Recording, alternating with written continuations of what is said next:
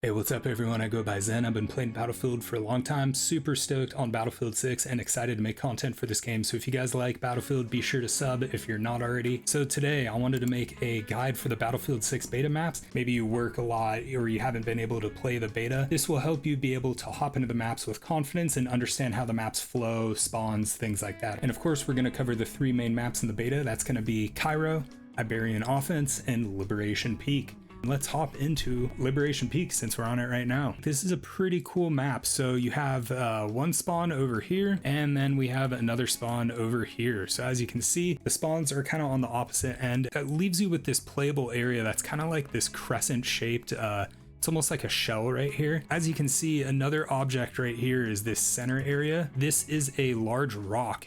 And what this rock does, so as the players push up, cap their home flag, cap B, they come to a choice. Now they can either go around left or right, and that's gonna let them cap either D or C. Whereas this spawn, they push, boom, some people may come this way. So you're gonna have a head-on fight at C, and E can be up for grabs because if they push through D, then they can get E, but if you go right to E, you can expect enemies to either hug this tight spot right here. You know, if they go deep into D, they can come back out. The map right here, the elevation, it feels comfortable to hug tight right here and play this inside bottom line. So if you're playing E or D, expect some enemies to be in this area for sure. But what's unique about this map, again, is this rock. And this rock creates a circular rotation element for the map. It's really cool. It's a very subtle design aspect, but it allows for a real strong flow of the map. And then of course you have pressure from both spawn flags. There's a lot of no man's land down here, which not a whole lot of people play, but some people like to try to run a wide flank. So if you're on the inside here, be careful of this wide flank route, as well as up here on C. This is a really crazy high ground area. So recons will play in here, as well as up here and as well as up here. So be careful of these areas on the map, and then also even on these rocks up high and up high on these rocks. So all of those yellow areas are inaccessible unless you do some climbing, like you'd have to go way up this hill, super high ground. It's like probably a 80 to 100 meters elevation, this point to this point, so it's real high. And then this area, it's like a sheer rock face this whole way.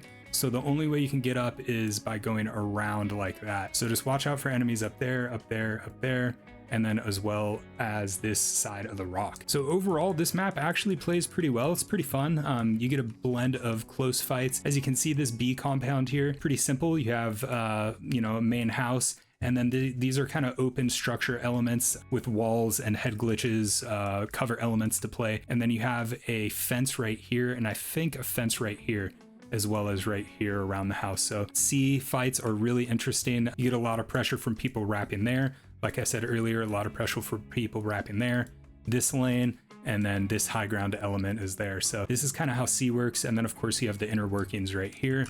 D is a little town, and the fights actually get fun in here. So you get a lot of action in this area. Like I said earlier, if they wide flank, they can come up. So you can get some across the street fighting. You know, it will be like a front line here and a front line there.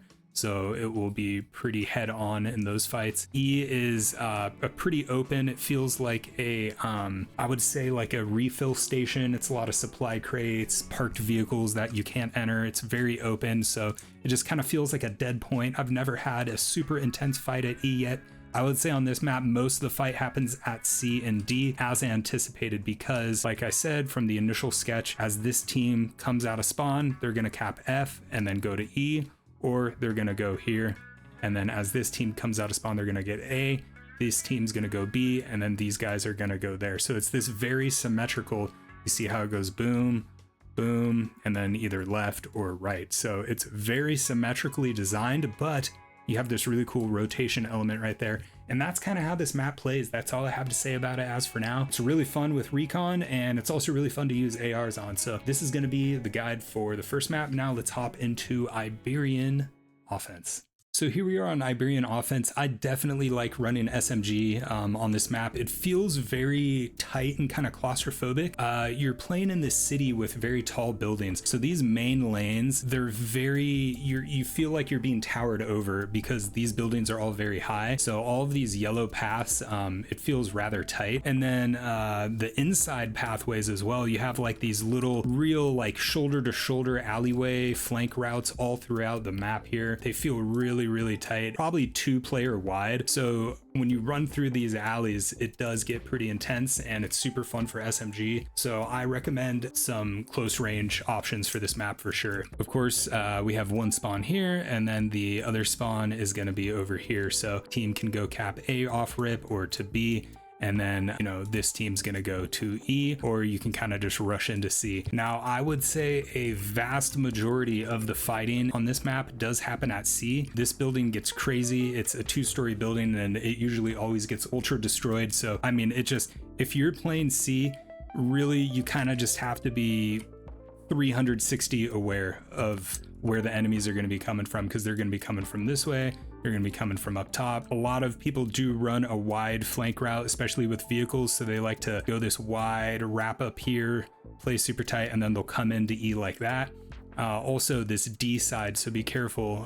D, they'll wrap in super tight like this. And then this alleyway from C, it's a lot of action. And right here is a wall actually.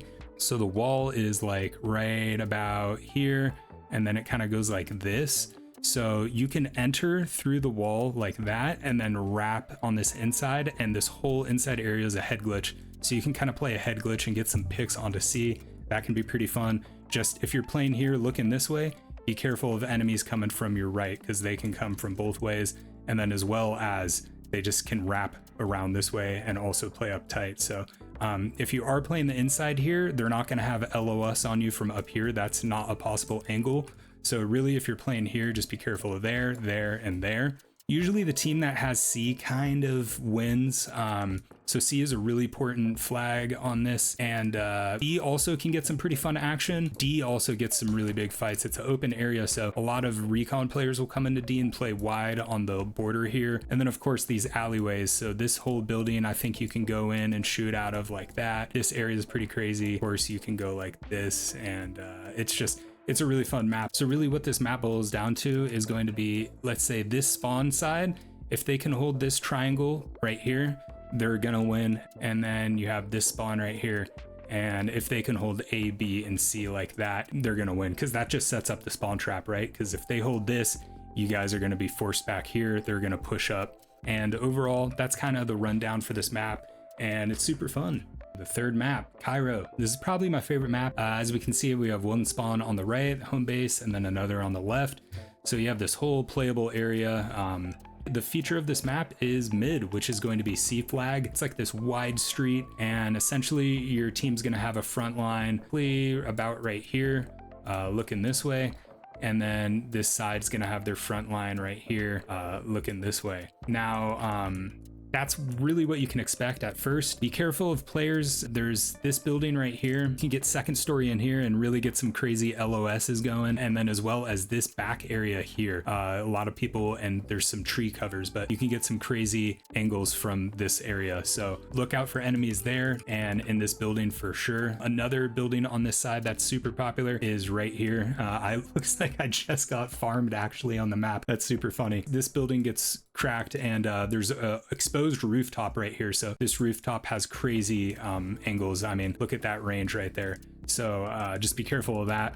You know, it's not super free because all of these buildings are playable for this side as well. If you can get the cross and take this spot here, that's pretty nasty, because then the other team will be crossing and you can just pick them. So really, if you play this point here, just be careful of people coming on the immediate side or just running straight in. But this spot is pretty nasty. So this alleyway leads behind and then comes out like that, but it also connects right here. And this line of sight's crazy, by the way. This whole line of sight, you can see, this is a true LOS. So You have this entire angle that's exposed. This spot's a little weird because if you play here, you kind of have to push up to at least right here. There's low ground here and high ground here. So you kind of have to walk up a hill. And if you're just playing in this area, you're essentially just camping, which is fine, but you're waiting for people to wrap on you. So this is a real defensive spot, but if you can push up a little bit to here, but if you do play this area and just want to hold the flank from this team,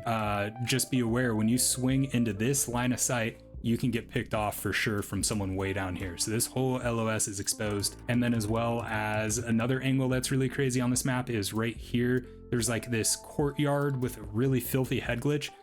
This whole lane right here is exposed. So again, just be careful of that.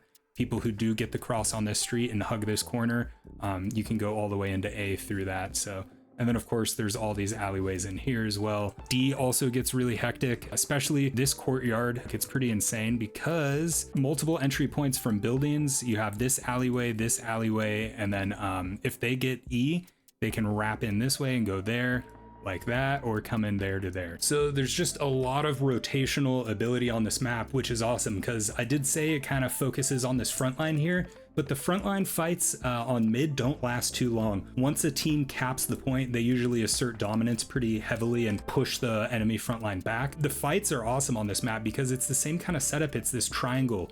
So there's a triangle there and then a triangle here, right? So you can really just play between these 3 points if you wanted. You could play between 2 points only. The map flows awesome, which is great.